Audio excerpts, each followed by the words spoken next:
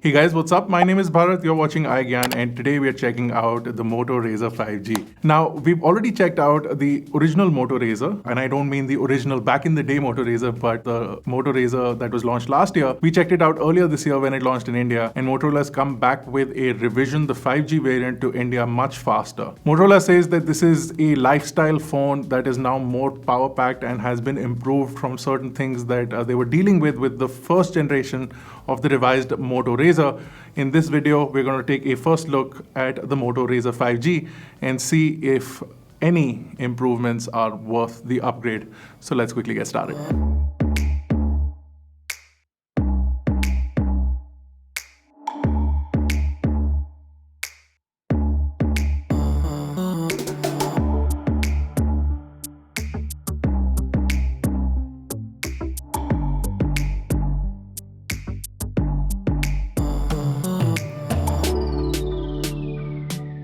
Congratulations, Fahad, for leaving a comment on our videos. You have won iGyan merch along with some goodies, which possibly include some earphones, which are headed your way. Now, guys, if you want to win iGyan merchandise or any other goodies, leave a comment in the comment section below, and you might possibly be picked as one of the winners in the next video.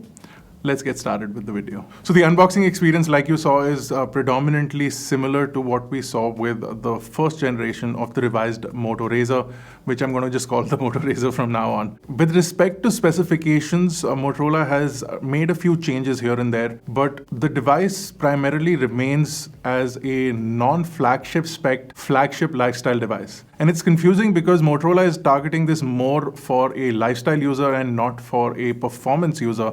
They say that their Moto Edge device is more catered towards a performance user. So if you want a large screen display with the latest processor, highest possible RAM, and lots of camera combinations to play with, that phone is more equipped for that. But if you want a more lifestyle phone, the Moto Razr sort of fits that bill, and it does. It pretends to be a flip phone while being a flip phone in 2020. The display has been improved considerably, and the creases are less pronounced, even though you do see those 3 creases if you do tilt the phone against light, which in most cases you will not be doing. The screen also feels a lot more tactile. It has a better touch response, and it just feels a little bit better in general. Motorola also changed the zero gap hinge and improved it considerably, so they say that it is more resilient and it will last much longer, and it will prevent things from getting inside the display, which was a bigger issue with the Moto Razr, although most users of Moto Razr have not found it to be a big concern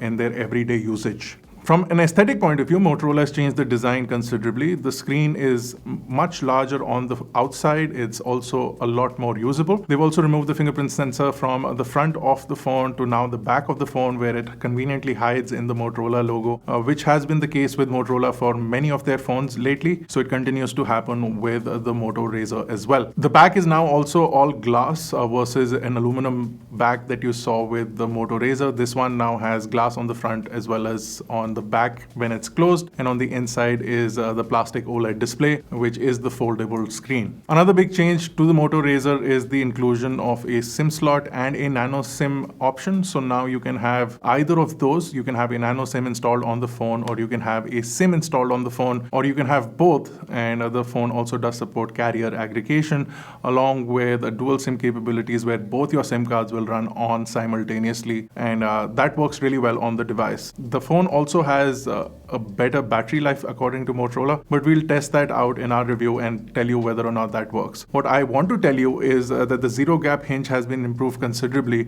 and the flipping mechanism and the folding mechanism and the fold itself is a lot more satisfying. It clips into place a lot better, and the phone itself feels a lot more easier to use with one hand, where you can open the screen and flip it out with one hand much easier. Also, the phone will now stay mostly in any place that you want to keep the hinge at, and that is a feature that was more prominent with the Galaxy Flip.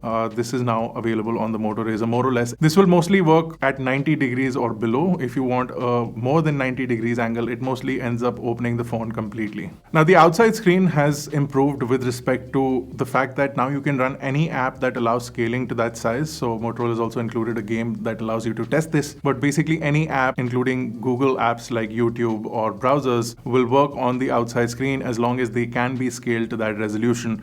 And for most part, it works. In fact, you also get a keyboard on there, so you can reply to messages or search for things directly from the outside screen, which is useful because in most cases, you don't want to completely open the phone to see or respond to things. So you don't really need an additional display. So for a lot of people, this will also replace the need for a smartwatch, which they use only for notifications, because then you can just look at the front screen and dismiss your notifications. That is something that is useful with the Moto Razr. Again, it doesn't give you all the benefits of a smartwatch, but if you're using a smartwatch only for notifications, this definitely does that. So as far as specifications are concerned, we've got a Qualcomm Snapdragon 765 chip. Now this does have the 5G modem built in, which is why Motorola chose it, because they say that adding a 5G chip separately would require slightly more space, and if they would have gone with a bigger chip, say the 865, they would have had to install a 5G modem separately, and that would have required them to rework the design, and the phone would have been considerably thicker. I'm not sure if I agree with all of that, but the 765 is there primarily because of that reason, and also the fact that it is a pretty capable chip, and in this form factor, that chip works just as fine,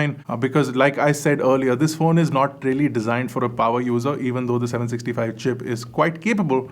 This is more designed and catered towards a lifestyle user, somebody who would want this to be their look when they're using the phone and they just want to flip it and close it when they're not using it. The phone also has 8GB of RAM, 256GB of onboard storage. Like I said, there is 3D glass on the front and the back of the device. The phone weighs in at about 190 grams, which makes it convenient. It doesn't seem flimsy and lightweight like some other phones that you can get on the market, but it is also not overly heavy, so it's easy to use with one hand. Unfolded, the phone has a 6.2-inch 21:9 POLED display. This has a 2142 by 876 pixel resolution. The external display, which is a 2.7-inch display, which is a GOLED, which is a glass OLED display, gives you a resolution of 800 by 600. The phone has a 2800 milliamp hour battery. It does get a 18-watt charger in the box, and it does support 18-watt charging because of that fact. So as far as cameras are concerned, there's a combination of two, and on the outside is a 48-megapixel camera